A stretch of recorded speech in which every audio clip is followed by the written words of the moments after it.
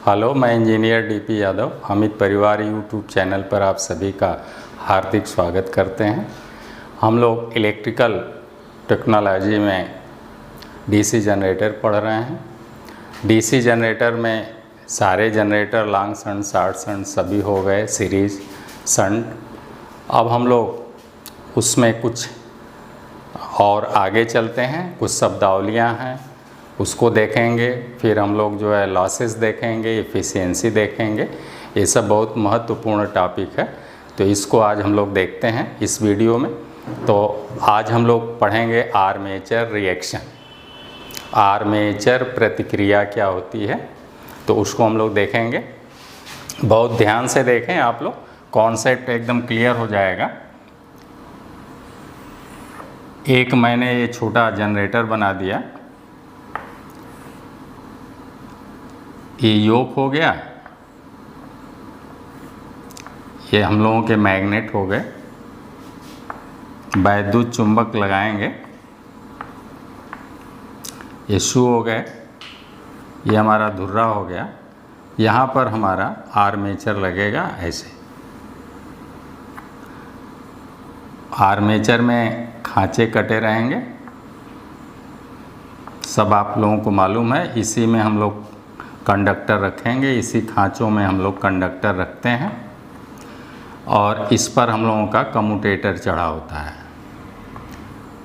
इसी में हमारा दिक् परिवर्तक यानी कम्यूटेटर जो एसी को डीसी में बदलेगा। अब ये इस पर वाइंडिंग हम लोग लपेटते हैं, जिसे हम लोग फील्ड वाइंडिंग कहते हैं। बहुत ध्यान से देख लें, सब समझ में आ जाएगा। तो इस पर जब हम लोग डीसी सप्लाई देते हैं इसमें, तो ये एक्साइट हो जाता है। और मान लीजिए कि ये नॉर्थ पोल है और ये साउथ पोल है, तो नॉर्थ से चुंबकीय बल रेखाएं अथवा चुंबकीय फ्लक्स साउथ में चलने लगते हैं और वो आर्मेचर में रखे हुए घूमते हुए आर्मेचर चालकों से कटते हैं। तो आर्मेचर में एक प्रेरित विद्युत वाहक बल उत्पन्न हो जाता है, जिसे आप लोग E बराबर 5ZNP/60A से ज्ञात करते हैं। फार्मूला है प्रेरित विद्युत वाहक बल का, इतना वोल्ट आ जाएगा। और उससे फिर धारा बहने लगेगी, एक प्रेरित धारा बहने लगेगी, वो आएगी आपके कम्यूटेटर में।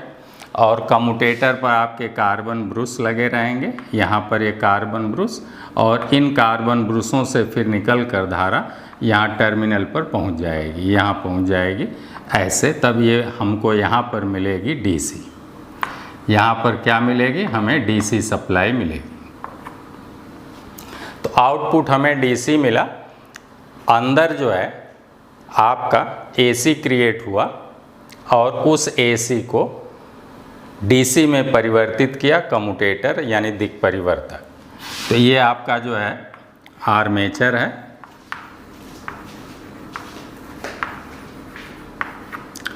और ये वाला जो है आपका कम्यूटेटर है।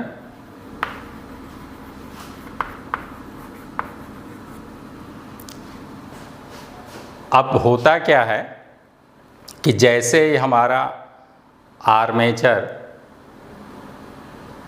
सप्लाई आगे जारी करता है, तो हम लोग पढ़े हैं कि जब कहीं भी धारा प्रवाहित होती है अथवा इलेक्ट्रॉनों का प्रवाह होने लगता है, तो अपने आप उसके चारों तरफ मैग्नेटिक फील्ड बनने लगती है, यानी बिना चुंबक के चुंबकीय क्षेत्र बनने लगता है।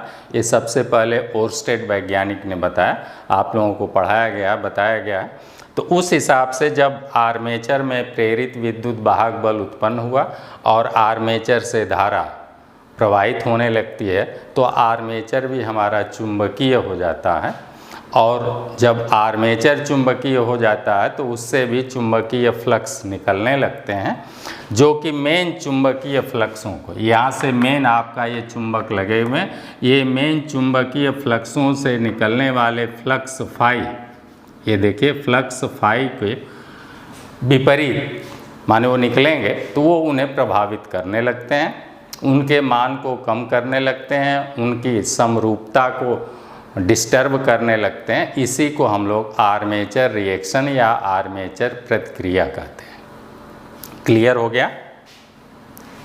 तो अब हमारा हेडिंग है डीसी जनरेटर में, आपका डीसी जनरेटर चल रहा है, डीसी जनरेटर। और डीसी जनरेटर में हम लोगों का है आर्मेचर रिएक्शन।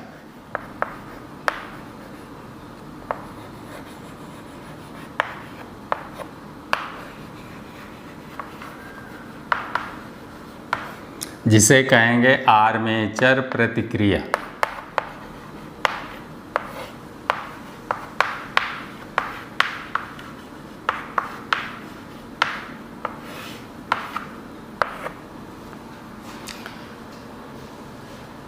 यानी जब आर्मेचर से धारा प्रवाहित होने लगती है तो आर्मेचर चुंबकित हो जाता है और आर्मेचर के फ्लक्स मेन चुंबकीय फ्लक्सों को प्रभावित करने लगते हैं, उनकी समरूपता को और उनके मान को कम करने लगते हैं। इसी को आर्मेचर प्रतिक्रिया कहते हैं।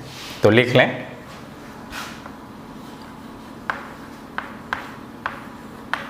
जब आर्मेचर से होकर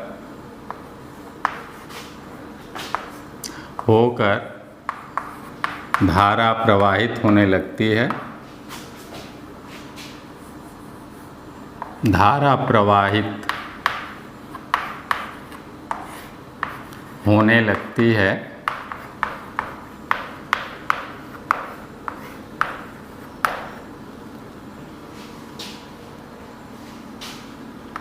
तब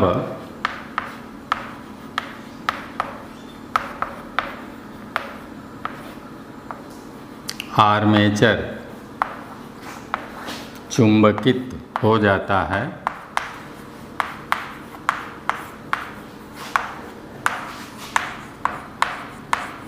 और उससे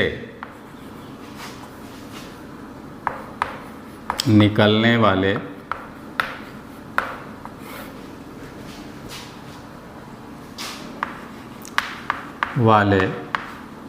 फ्लक्स कामा मेन चुंबकीय, ये हम लोगों का मेन है, मेन ये पोल है, तो इनसे जो फ्लक्स निकल रहे हैं तो लिख लें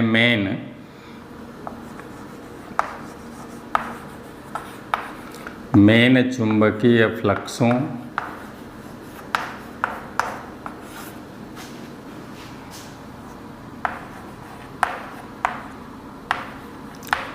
के मान को कम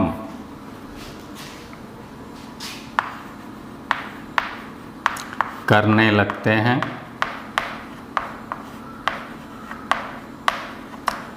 तथा उनकी समरूपता प्रभावित करने लगते हैं।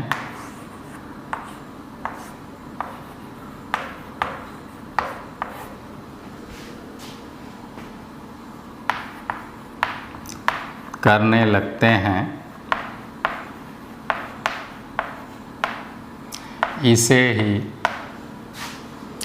आर्मेचर रिएक्शन कहते हैं।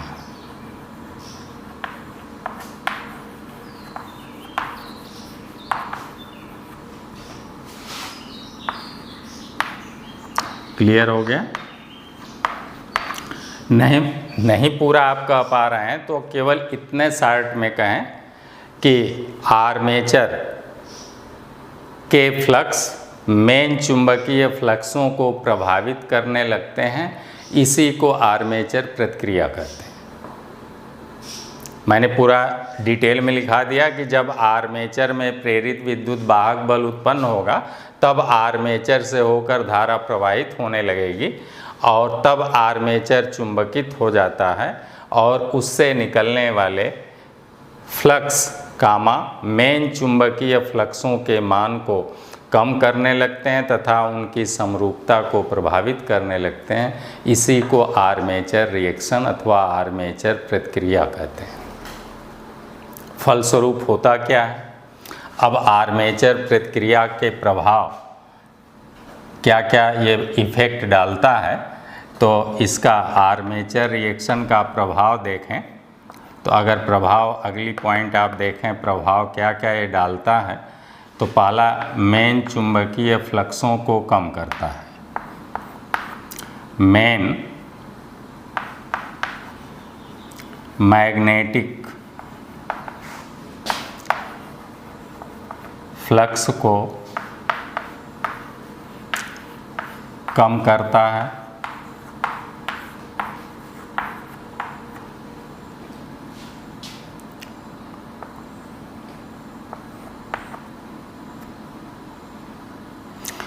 अगला बेटा, जब फ्लक्स आपके कम होंगे तो आप जानते हैं कि E बराबर क्या होता है। E बराबर होता है, E बराबर प्रेरित विद्युत वाहक बल E बराबर phi ZNP upon 60A volt होता है, आपने पढ़ा है। तो ये जब कम हो जाएगा फ्लक्स, यही फाई जो है कम होगा, मेन मैग्नेटिक फ्लक्स यानी ये फाई, ये जब कम होगा तो आपका प्रेरित विद्युत वाहक बल भी कम होगा और टर्मिनल वोल्टता भी, तब यहाँ पर जो टर्मिनल वोल्टता हम लोगों को भी मिलेगी वो भी घट जाएगी। तो इस तरह से मेन मैग्नेटिक फ्लक्स को कम करता है। दूसरी पॉइंट लिख लेंगे, प्रेरित विद्युत वाहक बल कोष्ठ में E व टर्मिनल वोल्टेज, टर्मिनल ये है टर्मिनल वोल्टेज, तो टर्मिनल वोल्टेज कोष्ठ में भी का मान कम हो जाता है या कम होता है या हो जाता है, ऐसे लिख लें, कम हो जाता है।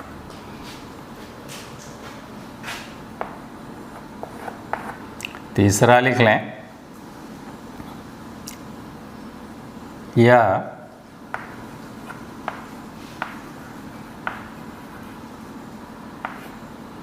चुंबक के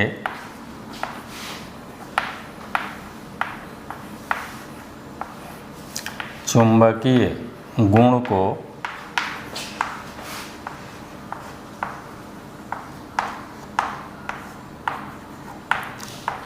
कम करता है। अगली पॉइंट लिख लें बेटा,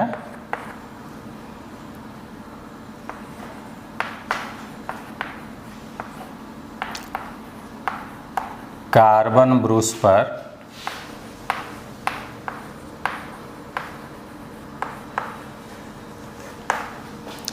स्पार्किंग उत्पन्न करता है।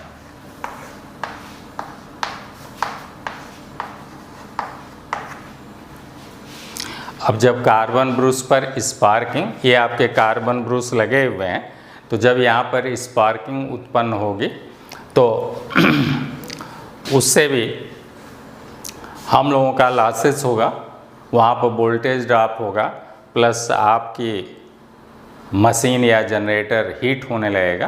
तो ये सब जो है हमारे आर्मेचर रिएक्शन के कारण ये सब कमियां होने लगती हैं। तो अब इससे बचने के लिए हम लोग करेंगे क्या, तो इससे बचने के लिए पहले तो आप देख लें कि GNA, MNA ये सब क्या है, और आगे फिर इसमें हम लोग चलते हैं कि ये सब कमी को हम लोग कैसे दूर करेंगे। तो आगे हम लोग चलते हैं, इसको मिटा देते हैं।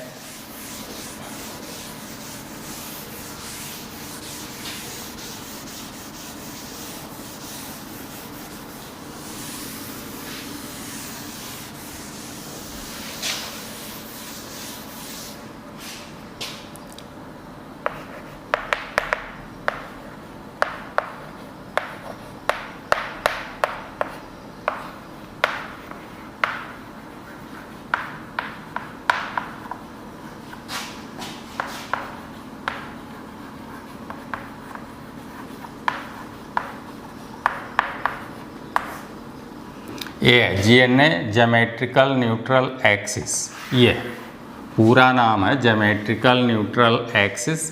जिसको हम लोग शार्ट में GNA कहेंगे, और इसी प्रकार से है MNA। तो GNA क्या, ध्यान से देखें, अगर हम लोग जो है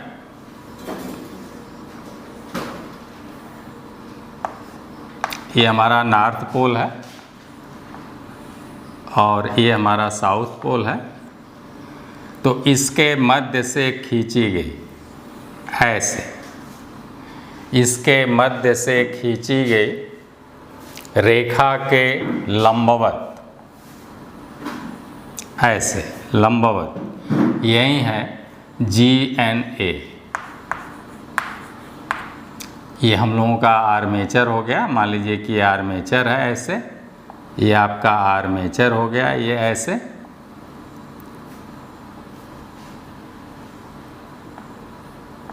ये कार्बन ब्रूस हो गया ऐसे ऐसे, और इधर कार्बन ब्रूस हो गया ऐसे ऐसे। तो ये हो गया हमारा आर्मेचर। क्लियर हो गया। तब हम लोगों का GNA यानी ज्योमेट्रिकल न्यूट्रल एक्सिस। तो आप देखें, इस समय नॉर्थ पोल से चुंबकीय बल रेखाएं ऐसे साउथ पोल की ओर चलेंगी, ऐसे चलेंगी, ऐसे चलेंगी। तो आप कहेंगे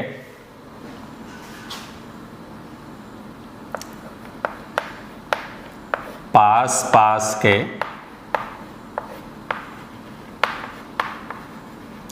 किन्हीं दो विपरीत पोलों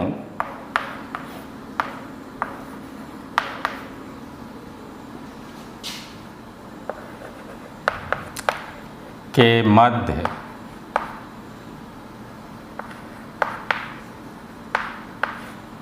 रेखा पर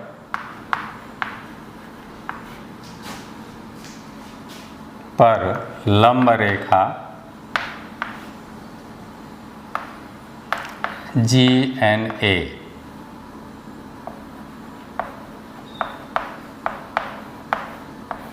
कहलाती है। यानी ये चुंबक के मध्य से एक रेखा खींच दिया गया, ये वाली रेखा हमने खींच दिया, और इस पर ऐसे लंब रेखा, ये आपकी लंब रेखा हो गई, यही हो गई लंब रेखा ऐसे। तो यही है GNA। अब ऐसे ही है MNA,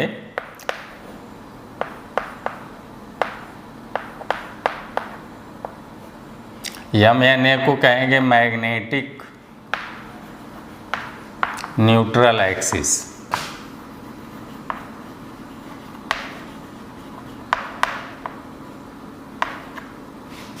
मैग्नेटिक न्यूट्रल एक्सिस। जब तक हमारा आर्मेचर अभी चुंबकित नहीं हुआ है, ऐसे आर्मेचर रखा हुआ है, तो इस समय GNA और MNA दोनों की स्थिति सेम रहेगी। MNA दोनों की स्थिति सेम रहती है, दोनों एक ही साथ होते हैं, GNA और MNA, यानी मैग्नेटिक न्यूट्रल एक्सिस। तो आप कहेंगे, मैग्नेटिक न्यूट्रल एक्सिस को परिभाषित करेंगे चुंबकीय, या पूरा डिटेल में लिखना चाहें तो ऐसे लिख लें, पास पास के किन्हीं दो विपरीत पोलों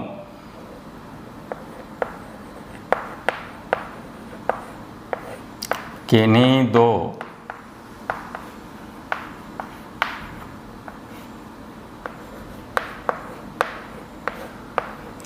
पास के किन्हीं दो विपरीत पोलों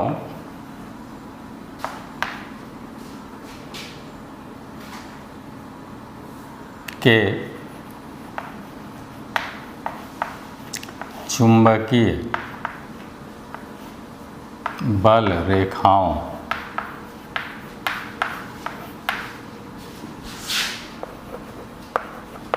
के लंबवत रेखा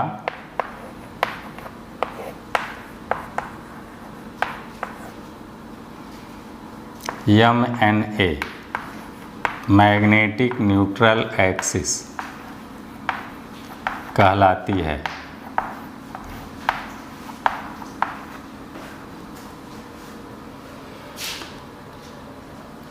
अगली पॉइंट इसमें लिख लें बेटा जानकारी के लिए।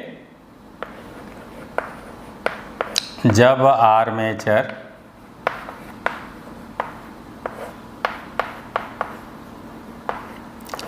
स्थिर होता है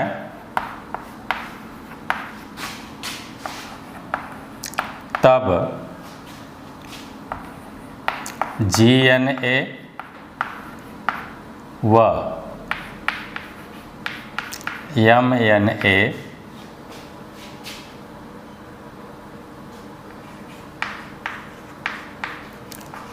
एक ही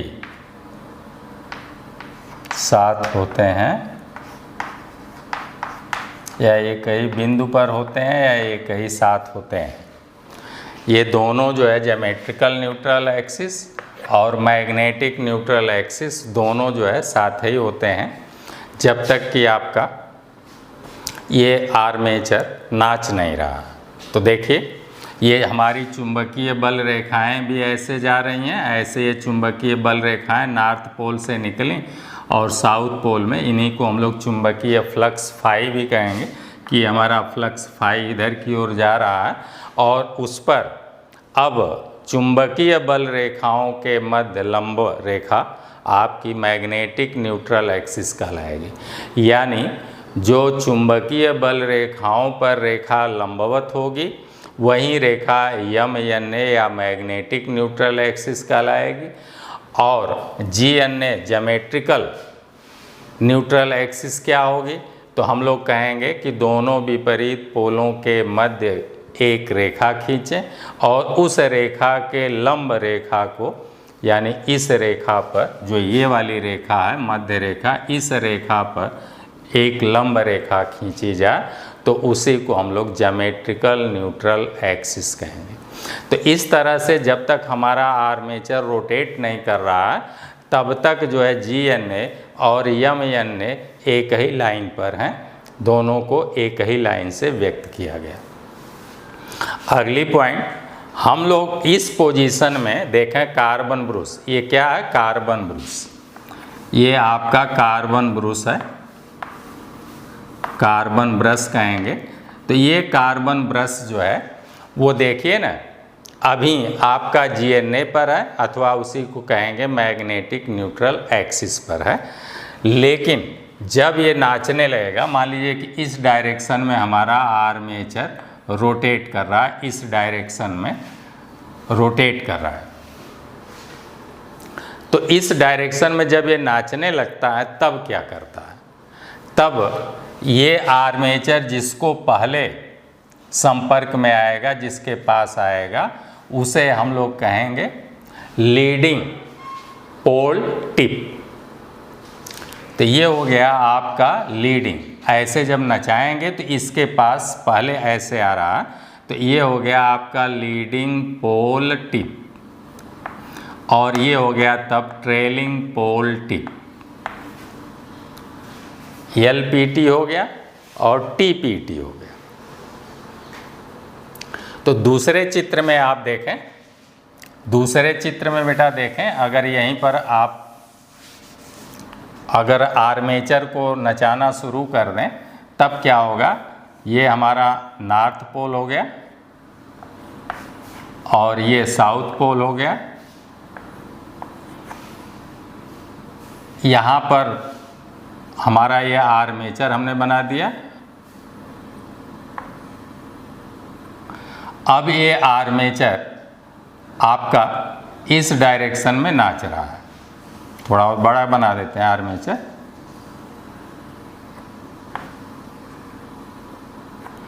आर्मेचर हमारा इस डायरेक्शन में नाच रहा है। अभी आपका GNA यहाँ पर है, ऐसे ज्योमेट्रिकल न्यूट्रल एक्सिस GNA यहाँ पर है और MNA भी यहीं पर है। लेकिन जब ये नाचने लगेगा, जब ये इस डायरेक्शन में हमारा आर्मेचर नाचेगा आर्मेचर का ये डायरेक्शन मैंने बना दिया। ऐसे ऐसे जब नाचेगा तब क्या होगा, अब चुंबकीय बल रेखाएं सीधी नहीं रह पाएंगी, क्योंकि अभी आप लोगों ने आर्मेचर रिएक्शन पढ़ा कि आर्मेचर रिएक्शन में क्या आपने पढ़ा कि जब आर्मेचर चुंबकित हो जाता है तो उसका चुंबकीय फ्लक्स मेन चुंबकीय फ्लक्सों को प्रभावित करने लगता है। उसको मैंने आप केवल इतने कहेंगे कि मेन चुंबकीय फ्लक्सों को प्रभावित करने लगता है, इसी को आर्मेचर रिएक्शन कहते हैं। तो अब जब आर्मेचर को नचाएंगे तो आर्मेचर क्या करेगा, मेन चुंबकीय फ्लक्सों को काटेगा और फिर जो है हमारा इसमें प्रेरित विद्युत वाहक बल उत्पन्न होगा और इसमें धारा का प्रवाह होने लगेगा। जैसे ही धारा का प्रवाह शुरू होगा आर्मेचर भी चुंबकित हो जाएगा और आर्मेचर से निकलने वाले चुंबकीय फ्लक्स मेन चुंबक से निकलने वाले चुंबकीय फ्लक्सों को प्रभावित करने लगेंगे। इसी को आर्मेचर प्रतिक्रिया कहते हैं। तो आर्मेचर रिएक्शन में हम लोगों को ये सब बातें GNA क्या है, MNA क्या है और फिर आपका LTP क्या है, TPT क्या है, ये सब जानना थोड़ा ज़रूरी था, तो उसकी मैं चर्चा कर रहा हूँ। तब आगे चलता हूँ। तो अभी आप देख लें कि हम लोगों को जो कार्बन ब्रूस लगाना रहता है वो हमेशा मैग्नेटिक न्यूट्रल एक्सिस पर लगाते हैं। किस पर लगाते हैं, MNA पर। तो चाहे तो आप यहाँ पर लिख लें, इसे लंब रेखा कोई MNA कहलाती है और इसी पर कार्बन ब्रूस लगाया जाता है। इसी पर कार्बन ब्रूस लगाया जाता है। ऐसे लिख लें अपनी जानकारी के लिए। आप ज्योमेट्रिकल न्यूट्रल एक्सिस पर कार्बन ब्रूस न लगा के आप मैग्नेटिक न्यूट्रल एक्सिस यानी MNA पर कार्बन ब्रूस लगाएंगे, तब स्पार्किंग से आप बच पाएंगे, नहीं तो स्पार्किंग हो।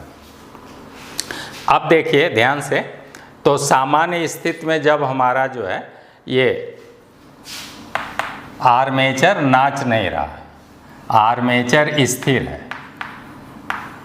आर्मेचर क्या है, एक तरह से आप समझ लें कि आर्मेचर स्थिर है। तब की पोजीशन ये है कि GNA और MNA एक ही पर है। लेकिन जब आर्मेचर बेटा नाचने लगे, यहाँ पर अब आर्मेचर आपका आर्मेचर नाच रहा है, आर्मेचर नाच रहा है, तब क्या होगा कि आर्मेचर के जो चुंबकीय बल रेखाएं हैं उन्हीं को फ्लक्स कहते हैं।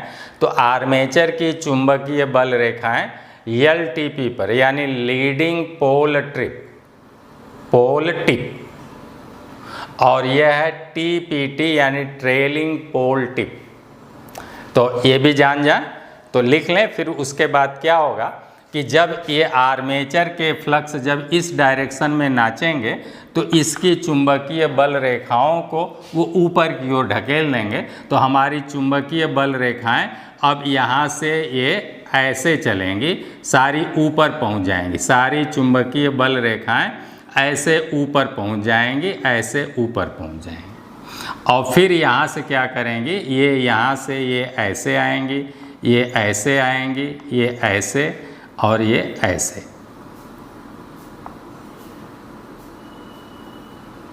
और फिर यहाँ पर ऐसे इसमें घुसेंगी, यहाँ से ऐसे घुसेंगी, यहाँ से ऐसे और यहाँ से ऐसे हो जाएंगे। देखिए आगे आप लिखेंगे, यहाँ पर लिख लेते हैं LPT क्या है, लीडिंग पोल ट्रिप, लीडिंग पोल टिप TIP। लीडिंग पोल टिप क्या है, तो आप कहेंगे कि आर्मेचर नाचते हुए पोल के जिस सिरे पर पहले पास में आता है या उसके पास पहुंचता है या संपर्क में आता है उसे हम LPT कहते हैं। तो लिख लें मेन मेन मैग्नेट या आप चुंबक लिख लें, वह सिरा का वह सिरा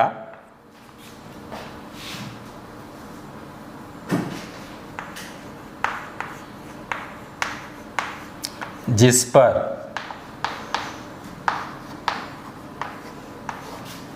आर्मेचर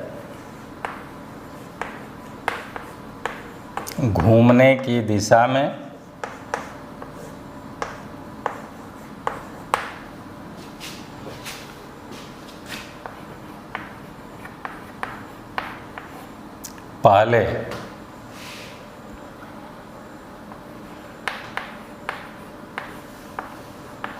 पहले पास आता है, उसे या उस सिरे को, चुंबक के उस सिरे को LTP लीडिंग पोल टिप, LPT लीडिंग पोल टिप कहते हैं। क्लियर हो गया? अब देखें, अगर ऐसे ऐसे नचाएंगे तो पहले इसके पास आएगा, तो ये हो गया आपका LTP, और इसी चुंबक का ये वाला सिरा हो गया तब TPT, ये वाला सिरा हो गया TPT यानी ट्रेलिंग पोल टिप हो गया। ऐसे ही जब ऐसे नाचेगा तो इसके पास पहले आएगा, तो ये हो जाएगा LTP, LPT, ये हो जाएगा LPT, और ये वाला जो है पिछड़ रहा है तो इसे कहेंगे ट्रेलिंग पोल टिप, ये सिरा हो। परिभाषा के अनुसार आप देख रहे हैं लीडिंग पोल टिप क्या है, तो मेन मैग्नेट का वह सिरा जिस पर आर्मेचर घूमने की दिशा में पहले पास आता है, आर्मेचर पहले पास जहाँ पर आएगा उस चुंबक वाले सिरे को LPT कहते हैं। ऐसे ही अगला हो गया आपका TPT ट्रेलिंग पोल टिप।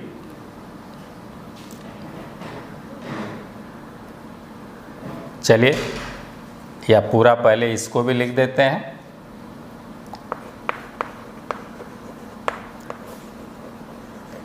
ट्रेलिंग पोल टिप।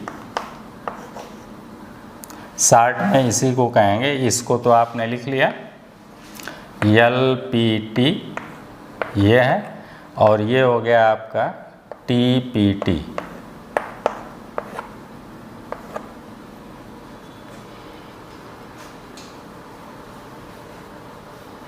तो ट्रेलिंग पोल टिप क्या है?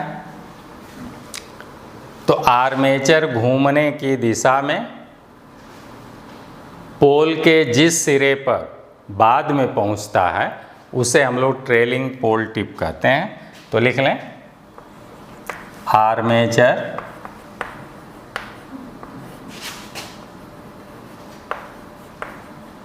घूमने की दिशा में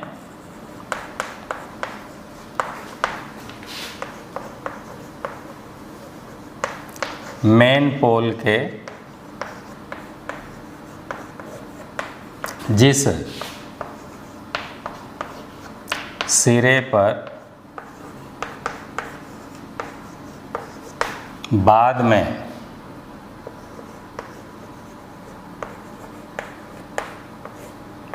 पहुंचता है या बाद में उसके पास आता है, पहुंचता है, उस चुंबक के सिरे को TPT कहते हैं, ट्रेलिंग पोल टिप कहते हैं। दिख रहा है भैया? ट्रेलिंग पोल टिप। तो ऐसे जब ये नाचेगा तो आप देख रहे हैं इससे भी चुंबकीय फ्लक्स बेटा निकलेंगे, और ये जो है मेन चुंबकीय फ्लक्सों को ऊपर की ओर ढकेल देंगे, क्योंकि ये इस नॉर्थ पोल का ये वाला सिरा आपका लीडिंग पोल टिप हो गया, लीडिंग पोल टिप हो गया, और फिर आर्मेचर यहाँ पहुँचेगा तो ये हो गया ट्रेलिंग पोल टिप। ट्रेलिंग मतलब पीछे चल रहा है, लीडिंग का मतलब आगे चल रहा है। तो ये अग्र पोल टिप है और ये एक तरह से पश्च है। तो इस तरह से नाचने के डायरेक्शन में अगर ये ऐसे नचाते तो ये वाला आपका यल हो जाता, यल पी टी हो जाता, और ये वाला तब टी पी टी हो जाता। इस बात को समझ लीजिए। परिभाषा के अनुसार आर्मेचर नाचते हुए पहले पोल के जिस सिरे के पास पहुंचेगा उसे हम लोग कहेंगे यल पी टी, और जिस सिरे पर बाद में पहुंचेगा उसे कहेंगे ट्रेलिंग पोल टिप, यानी शॉर्ट में टी पी टी कहेंगे। ऐसे जब ऐसे नाच रहा है, ये डायरेक्शन आपका बनाया गया, जब ऐसे नाच रहा है आर्मेचर तो आप देखेंगे कि इस कॉर्नर पर यानी इस टिप पर पहले पहुंचेगा, इसलिए इसे कहेंगे यल पी टी यानी लीडिंग पोल टिप है। और यहाँ पर बाद में ऐसे नाच कर आएगा, यहाँ पर बाद में पहुँचेगा तो इसे कहेंगे ट्रेलिंग पोल टिप। अब फलस्वरूप क्या होगा कि चूँकि ये नाच रहा है और इसके जो है चुंबकीय फ्लक्स मेन चुंबकीय फ्लक्सों को डिस्टर्ब करेंगे, तो अब हमारी चुंबकीय बल रेखाएं जो पूरे में ऐसे चल रही थी, ऐसे ऐसे चल रही थी, अब वो देखिए आधे से ऊपर चली गई। अब वो नॉर्थ से निकलेंगी और ऐसे होते हुए और फिर ऐसे अपना साउथ पोल में घुसेंगे। अब क्या हुआ कि अब इस पर अभी आपने परिभाषा पढ़ा, परिभाषा के अनुसार आपने ये कहा कि चुंबकीय बल रेखाओं के मध्य लंबवत रेखा ही आपका मैग्नेटिक न्यूट्रल एक्सिस कहलाती है। ये ज्योमेट्रिकल न्यूट्रल एक्सिस तो आपकी ऐसे ही रहेगी, ये हो गई आपकी ज्योमेट्रिकल न्यूट्रल एक्सिस, यानी दो विपरीत पोलों के मध्य रेखा पर लंब रेखा ही जीएनए या ज्योमेट्रिकल न्यूट्रल एक्सिस कहलाती है। वो तो ठीक है, लेकिन मैग्नेटिक एमएनए क्या है? तो एमएनए को आपने कहा कि चुंबकीय बल रेखाओं पर खींची गई लंब रेखा मैग्नेटिक न्यूट्रल एक्सिस कहलाती है। तो अभी यहाँ पर देखिए आपकी चुंबकीय बल रेखाएं भी क्षैतिज हैं, इसलिए इस पर लंब रेखा एक ही है, अतः उसी पर आपका जीएनए भी पड़ रहा है और एमएनए भी पड़ रहा है। लेकिन जब आर्मेचर नाचने लगता है तो आर्मेचर के फ्लक्स क्या करने लगते हैं? मेन चुंबकीय बल रेखाओं को प्रभावित करने लगते हैं। इस तरह से अब हमारी चुंबकीय बल रेखाएं ऊपर की ओर घिसक जाएंगी, लीडिंग पोल टिप से भागेंगी और ट्रेलिंग पोल टिप की ओर पहुंचेंगी, और वहां से निकलकर और फिर ऐसे होते हुए ऐसे वो घुसती हैं। तो अब इन पर जो हम लोग लंब डालेंगे वो हमारा ये ऐसे हो जाएगा। ये देखिए ना, ये अब लंब रेखा ऐसे हो, तो ऐसे जब हो जाएगी ये लंब रेखा ऐसे हो जाएगी, तो यहाँ पर अब आपका एमएनए यहाँ आ गया। मैग्नेटिक न्यूट्रल एक्सिस अब इस लाइन पर आ जाएगी, देखिए ना, ऐसे हो गया। यही है चुंबकीय बल रेखाओं पर लंब रेखा ही एमएनए कहलाती है। तो अब हमारी चुंबकीय बल रेखाएं ऐसे ऐसे जा रही हैं। अब क्यों? आर्मेचर रिएक्शन के कारण, आर्मेचर प्रतिक्रिया के कारण। तो अब हमारा जो है एमएनए यहाँ पर आ गया, और चूंकि आपने पढ़ा कि एमएनए यानी मैग्नेटिक न्यूट्रल एक्सिस पर ही हमें कार्बन ब्रूस लगाना, तब स्पार्किंग नहीं होगी। तो अब आपका जो है कार्बन ब्रूस यहाँ पर आकर लगेगा, यानी जहाँ जहाँ आपका जो है एमएनए पड़ेगा वहीं वहीं आपका कार्बन ब्रूस लगेगा। यहाँ कार्बन ब्रूस लगाएंगे और ऐसे ही अब इधर कार्बन ब्रूस लगाएंगे। क्लियर हो गया? ये कार्बन ब्रूस आप ये भी कार्बन ब्रूस है, ये भी कार्बन ब्रूस है। ये क्या है? ये कार्बन ब्रूस है। कार्बन ब्रूस हम लोग कहाँ लगाते हैं? हमेशा मैग्नेटिक न्यूट्रल एक्सिस पर। तो सामान्य तौर पर बेटा आप नोट कर लें कि सामान्य तौर पर जीएनए और एमएनए एक ही रेखा पर होते हैं, लेकिन जब आर्मेचर हमारा नाचने लगता है तो आर्मेचर प्रतिक्रिया के कारण हमारी चुंबकीय बल रेखाएं ट्रेलिंग पोल टिप की ओर भागने लगती हैं और ऐसे फिर हो जाती हैं, और फिर इन पर जो अब लंब रेखा खींचेंगे उसे मैग्नेटिक न्यूट्रल एक्सिस कहेंगे, और उसी मैग्नेटिक न्यूट्रल एक्सिस पर हम लोगों का कार्बन ब्रूस लगता है। अब इस तरह से हमारा यम एन ए क्या है, यम एन ए ये जो आपका जी एन ए है, जी एन ए से देखिए यम एन ए इतना आर्मेचर के घूमने की दिशा में शिफ्ट हो गया। पहले दोनों एक ही पर था, अब क्या है आर्मेचर के घूमने की दिशा में ये शिफ्ट हो गया। तो ये वाला कोण जो है, ये वाला कोण जो है 2 अंश से 8 अंश तक शिफ्ट करता है। कितना हमारा जो है यम एन ने शिफ्ट किया, मैग्नेटिक न्यूट्रल एक्सिस कितना शिफ्ट की, तो 2 अंश से 8 अंश अमूमन ये शिफ्ट करता है। तो इस तरह से हमारी मैग्नेटिक न्यूट्रल एक्सिस किधर की ओर जाएगी, तो आप कहेंगे आर्मेचर के घूमने की दिशा में 2 अंश से 8 अंश शिफ्ट करती है। अब जहाँ पर हमारा यम एन ए जाएगा उसी जगह कार्बन ब्रूस लगाएंगे, तो जो आपकी चिंगारी उत्पन्न हो रही थी आर्मेचर प्रतिक्रिया के कारण जो स्पार्किंग हो रही थी वो नहीं होगी।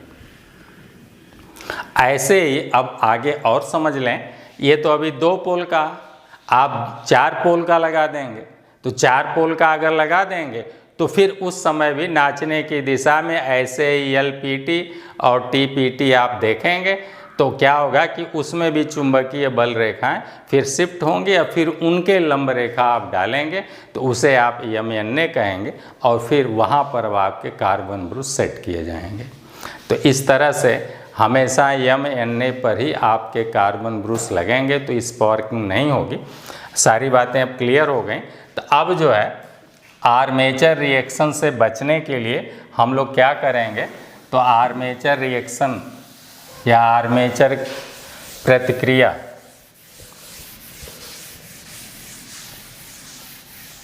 का निवारण लिख लें। अगली पॉइंट लिख लें, आर्मेचर प्रतिक्रिया निवारण।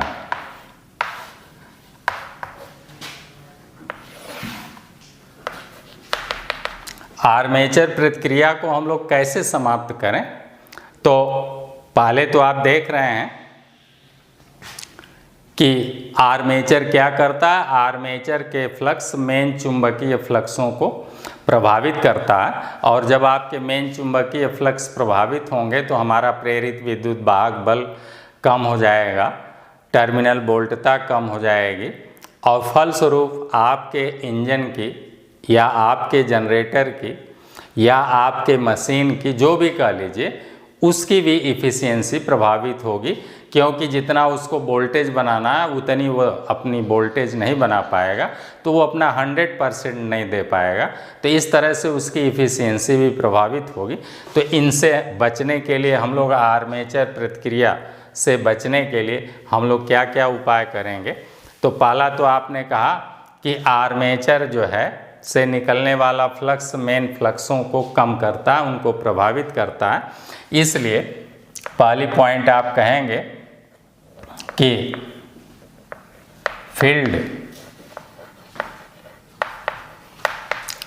फील्ड वाइंडिंग में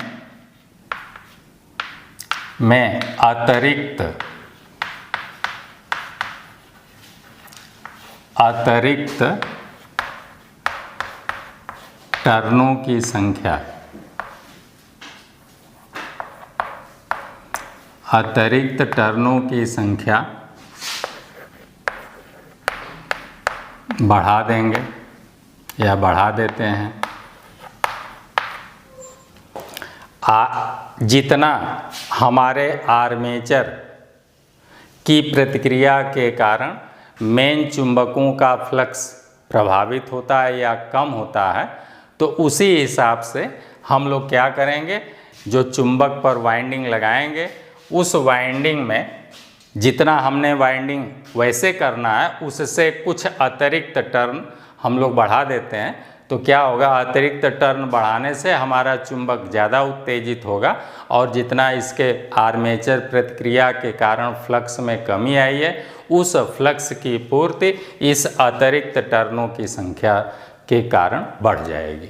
तो इस तरह से फील्ड वाइंडिंग में जितना भी वाइंडिंग हम लोग करते हैं उससे 1-2 टर्न हम लोग अलग से एक्स्ट्रा कर देंगे, तो उससे क्या होगा कि आर्मेचर प्रतिक्रिया के कारण जो हमारा मेन फ्लक्सों में कमी आ रही थी उसकी पूर्ति हो जाएगी। एक तो ये उपाय है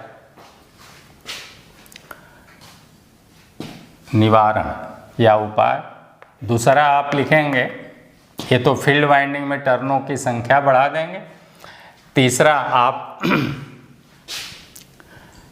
कहेंगे कि कार्बन ब्रशों को स्पार्किंग को समाप्त करने के लिए कार्बन ब्रश को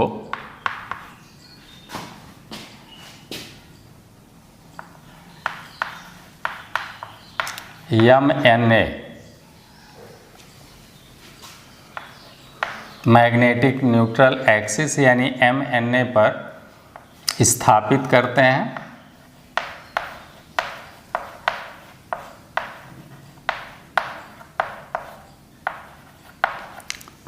कार्बन ब्रश को MNA पर स्थापित करते हैं। इस प्रकार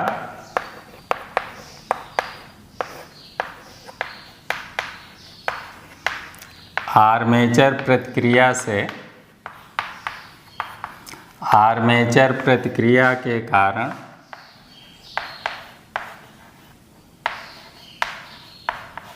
नए MNA पर कम्यूटेटर में लगे राकर आर्म माने भुजा, लगे राकर आर्म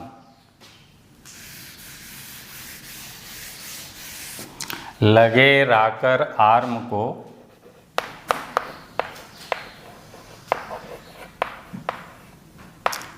खिसकाकर कार्बन ब्रश को सेट करते या कर देते हैं, जिससे स्पार्किंग समाप्त होती है।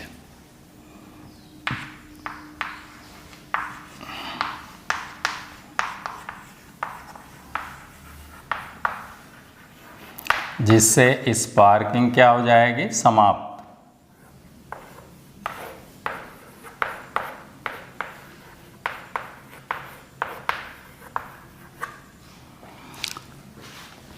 हमेशा हम लोगों को MNA मैग्नेटिक न्यूट्रल एक्सिस पर ही लगाना है।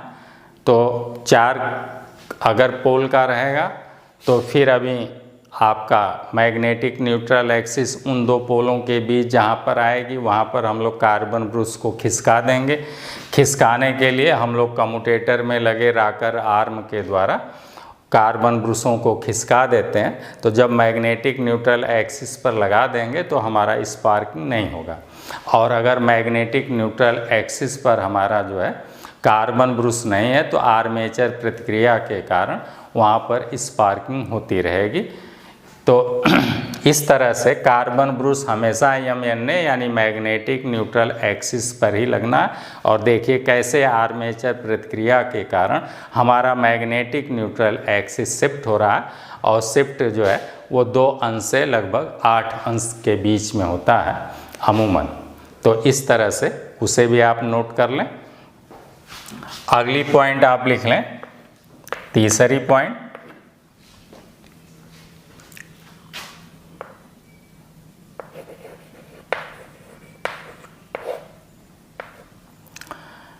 चुंबक के ट्रेलिंग पोल टिप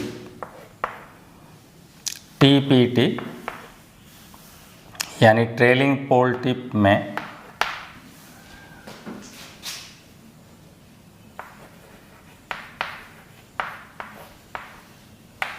खांचे काटकर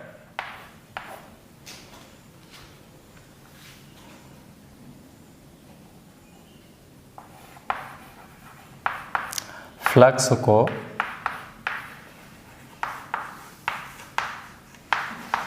को सेंटर में लाते हैं, जिससे आर्मेचर प्रभाव कम होता है या आर्मेचर प्रतिक्रिया कम होती है। देख लें ध्यान से, जब ये आर्मेचर तेजी से नाचेगा तो क्या होता है कि आर्मेचर रिएक्शन प्लस हवा भी बांधेगा, तो हमारी चुंबकीय बल रेखाएं डिस्टर्ब होती हैं, तो इस टाइप से तो होंगी। लेकिन जब ये ऐसे आएगा तो ये ट्रेलिंग पोल टिप है, तो यहाँ पर चुंबकीय बल रेखाएं इसमें घुसना तो चाहेंगी, लेकिन इसके प्रभाव के कारण कुछ चुंबकीय बल रेखाएं इधर इधर ऐसे भी भाग जाएंगी, तो उनका हम लोग सदुपयोग नहीं कर पाएंगे। तो ये हमारा जो है चुंबकीय बल रेखाएं इधर उधर वायु में डिस्टर्ब ना हो, इसके लिए हम लोग क्या करते हैं, ट्रेलिंग पोल टिप। अगर इसी पोल को हम ऐसे कर दें या इस पोल को ऐसे बना दें, तो इसका जो चुंबक के TPT में खांचे काटकर फ्लक्स को सेंटर में लाते हैं, तो वो हमारा इसका चित्र अगर आप देखें तो इसका चित्र ऐसे बन जाएगा। ये आपका कोर हो गया, क्रोड हो गया, और ये आपका जो है नाल ऐसे बना दिया मैंने, ऐसे मान लीजिए ऐसे, ये आपका नाल बन गया, ये ऐसे। तो अब जो है अगर आपका आर्मेचर बेटा ऐसे नाच रहा है, ये आर्मेचर ये धुर्रा हो गया, ये आर्मेचर मान लीजिए इस डायरेक्शन में नाच रहा है ऐसे ऐसे, तो इसके संपर्क में पहले तो ये आपका हो जाएगा LPT, ये सिरा हो जाएगा लीडिंग पोल टिप, और ये हो जाएगा ट्रेलिंग पोल टिप। तो जब ऐसे ऐसे नाचेगा, इस डायरेक्शन में नाचेगा, तो हमारी चुंबकीय बल रेखाएं इधर भागेंगी, उनको आना है इस आर्मेचर के ऊपर। जब आर्मेचर के ऊपर आपकी सारी फ्लक्स गिरेगा, तब फ्लक्स 5ZNP/60A से इसमें मैक्सिमम विद्युत वाहक बल बनेगा। और अगर ऐसा नहीं होता है, आपके फ्लक्स इधर भागते हैं, इस पर आर्मेचर पर ऐसे नहीं पड़ते हैं, तो इन्हीं को आर्मेचर पर डालने के लिए इस ट्रेलिंग पोल टिप में क्या करेंगे, खांचे काट देते हैं। तो ऐसे ऐसे इन पर खांचे ऐसे काट देंगे, ऐसे ऐसे खांचे काट देते हैं, ऐसे ऐसे ऐसे ऐसे खांचे काट देते हैं, ये ऐसे। तो अब क्या होगा, ये चुंबकीय बल रेखाओं को अंदर की ओर ऐसे फेंकेगा, और फिर उनके प्रभाव के कारण ये सीधी हो जाएंगी, तो सेंटर में आ जाती हैं। तो वही, तो ऐसे आप वही बात लिख रहे हैं, चुंबक के TPT सिरे पर या TPT में खांचे काटकर फ्लक्स को सेंटर में लाते हैं, जिससे आर्मेचर प्रभाव कम हो जाता है। अगर ऐसा न करें तो आर्मेचर का प्रभाव चुंबकीय फ्लक्सों को और ज़्यादा डिस्टर्ब करेगा। तो एक प्रोसेस ये भी आर्मेचर प्रतिक्रिया को समाप्त करने के लिए ऐसे भी खांचे काट देते हैं ट्रेलिंग पोल टिप साइड में। अगली पॉइंट आप देखें, चौथी पॉइंट अगर देखना चाहें तो इधर हम यहाँ लिख देते हैं चौथी पॉइंट।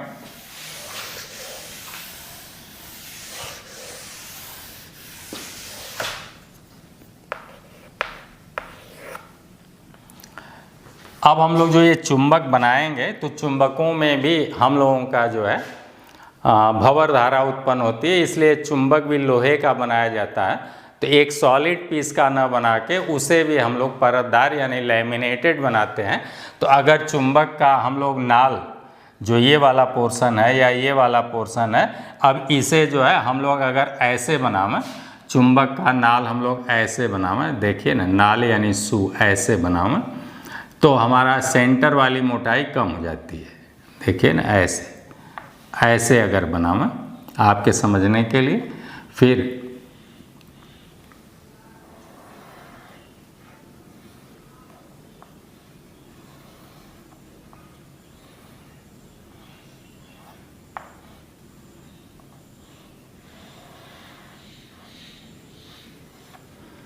ऐसे बनाया जाए।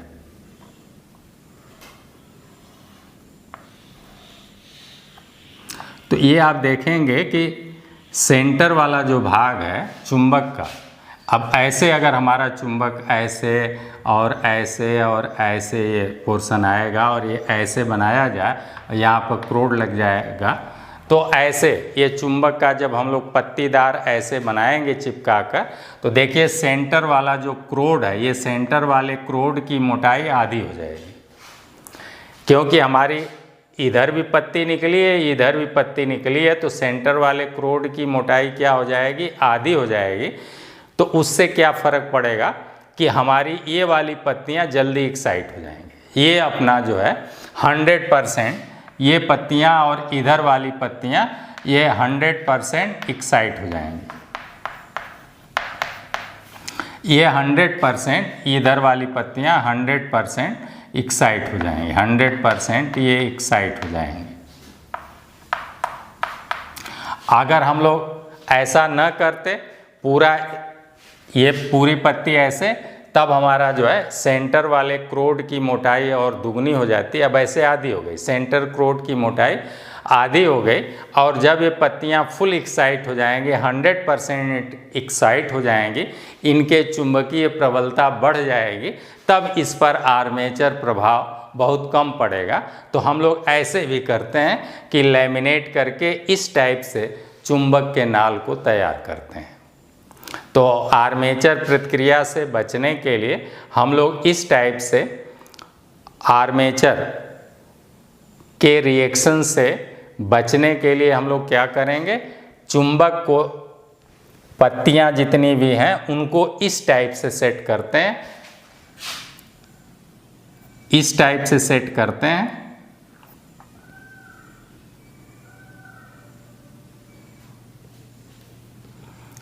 तो फायदा क्या होता है, इस टाइप से सेट करने से फायदा क्या होता है कि सेंटर वाला अभी कम उत्तेजित होगा, लेकिन किनारे वाली पत्तियां, इन सिरों वाली पत्तियां पहले उत्तेजित हो जाएंगी, अपना 100% देने लगेंगी, यानी इनकी प्रबलता बढ़ जाती है। और अभी आपने देखा कि हमेशा जो है सिरों पर ही आर्मेचर रिएक्शन अगर आपसे पूछे तो आप कहेंगे आर्मेचर रिएक्शन सबसे ज़्यादा चुंबक के सिरों पर दिखाई देता है, वो भी खास करके TPT पर दिखाई देता है। तो इस तरह से हमारे सिरे दोनों जो है 100% पहले एक्साइट हो जाएंगे और इससे प्रबल चुंबकीय बल रेखाएं निकलने लगेंगी, तो हमारे आर्मेचर का जो फ्लक्स है उन्हें कम प्रभावित करेगा। तो एक चौथी विधि हम लोग ये भी अपनाते हैं, इस टाइप से हम लोग जो है चुंबक के पत्तियों को सेट करके और फिर उसका नाल अथवा सू बनाते हैं। अगली पॉइंट आपका 5वीं पॉइंट हो जाएगी, और इसमें DC सप्लाई देते हैं। जब ये देखें, ये धुर्रा हो गया और ये आपका आर्मेचर हो गया, ये क्या हो गया, ये आर्मेचर। तो आर्मेचर के फ्लक्स निकलेंगे और वो मेन चुंबकीय फ्लक्सों को कम करेंगे। तो इसके लिए हम लोग क्या करते हैं, इस पर एक वाइंडिंग चढ़ा देते हैं, इस पर कापर के तार की एक वाइंडिंग इस पर भी चढ़ा देंगे और इस पर भी चढ़ा देंगे। उसके लिए क्या होता है, खांचे ऑलरेडी बनाए रहते हैं और उन खांचों में हम लोग कंपनसेटिंग वाइंडिंग या ऑक्सिलरी वाइंडिंग, जिसे सहायक कुंडलन कहेंगे, उसे हम लोग जो है लगा देते हैं। और ये कंपनसेटिंग वाइंडिंग कापर के तार की होगी, मोटी होगी, मोटे कापर के तार की होती है, और इसे आर्मेचर के श्रेणी क्रम में जोड़ेंगे। ये आपकी जो कंपनसेटिंग वाइंडिंग लगाए उसी, ये हो गई आपकी कंपनसेटिंग वाइंडिंग। मेन वाइंडिंग तो रहेगी ही रहेगी, मेन वाइंडिंग के अतिरिक्त हम लोग जो है एक तो टर्न बढ़ाएंगे, मेन वाइंडिंग में टर्न ही बढ़ा देंगे। एक उपाय और भी है कि मेन वाइंडिंग के अतिरिक्त एक हम लोग इसी नाल पर या शू पर या इसी क्रोड पर एक अतिरिक्त वाइंडिंग चढ़ाते हैं जिसे कहते हैं कंपनसेटिंग वाइंडिंग। तो लिख लें कंपनसेटिंग वाइंडिंग, लिखा देते हैं।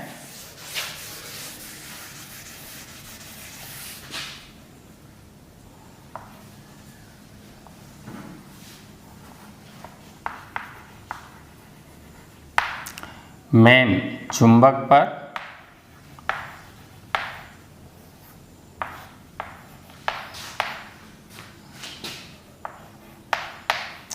एक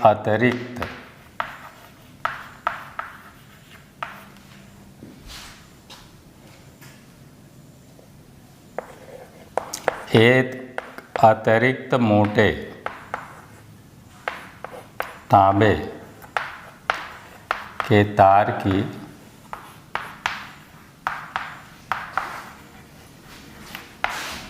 वाइंडिंग चढ़ा दी जाती है।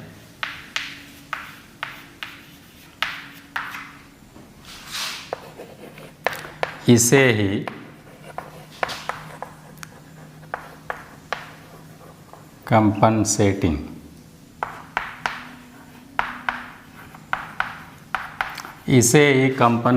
वाइंडिंग कहते हैं। क्लियर हो गया? इसी नाल पर यानी इसी चुंबक पर एक अलग से तांबे के मोटे तार की वाइंडिंग लगाएंगे। देखिए ना, मोटे तांबे के तार की वाइंडिंग चढ़ा दी जाती है, इसे ही कंपनसेटिंग वाइंडिंग कहते हैं। इसी में अगली पॉइंट बहुत इम्पॉर्टेंट है, और यह वाइंडिंग आर्मेचर के सीरीज में जोड़ी जाती है। कंपनसेटिंग वाइंडिंग कभी पैरेलल में नहीं जुड़ेगी। कंपनसेटिंग वाइंडिंग यह आर्मेचर के सीरीज में या श्रेणी क्रम में, सीरीज मैं लिख दिया, श्रेणी आगे लिख दिया, श्रेणी क्रम में जोड़ी जाती है। सेल्फ एक्साइट डीसी जनरेटर में आर्मेचर से ही धारा जाएगी, इस आर्मेचर से ही धारा जाएगी इस फील्ड वाइंडिंग में, तब इन्हें एक्साइट करेगी। तो उसी को हम लोग कहते हैं सेल्फ एक्साइटेड डीसी जनरेटर। तो इस तरह से ये भी, इस वाइंडिंग में भी धारा इसी आर्मेचर से जाएगी, लेकिन वो समांतर क्रम में ना होकर किस क्रम में रहेगी, बहुत पूछता है, तो इसको ध्यान से देख लें। और यह आर्मेचर के श्रेणी क्रम में जोड़ी जाती है। अगली पॉइंट इसी में लिख लें, जोड़ी जाती है। और इसमें धारा का प्रवाह कामा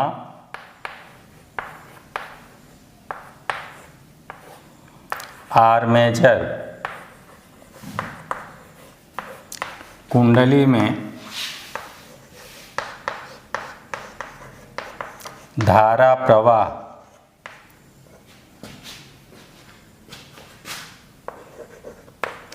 के विपरीत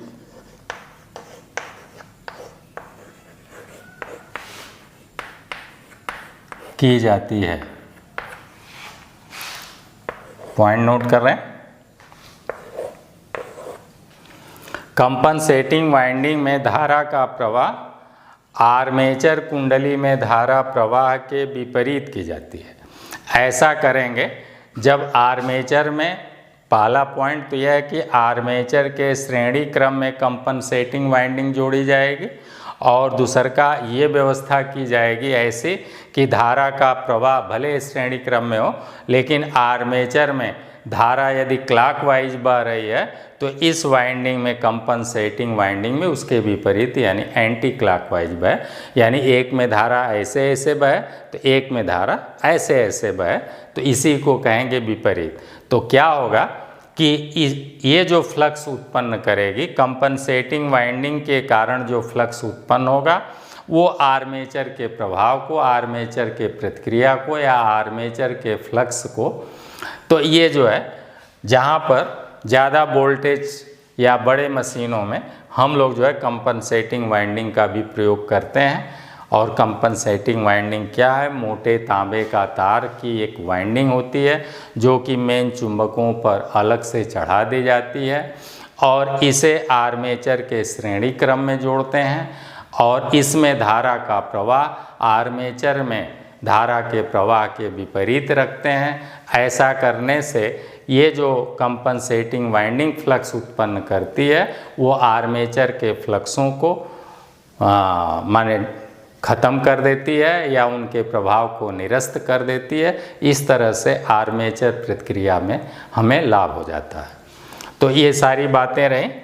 इस तरह से हम लोग आर्मेचर प्रतिक्रिया या आर्मेचर रिएक्शन को कंट्रोल करेंगे, उसका निवारण करेंगे या इस दोष को दूर करेंगे। ये ऑटोमेटिक एक दोष है।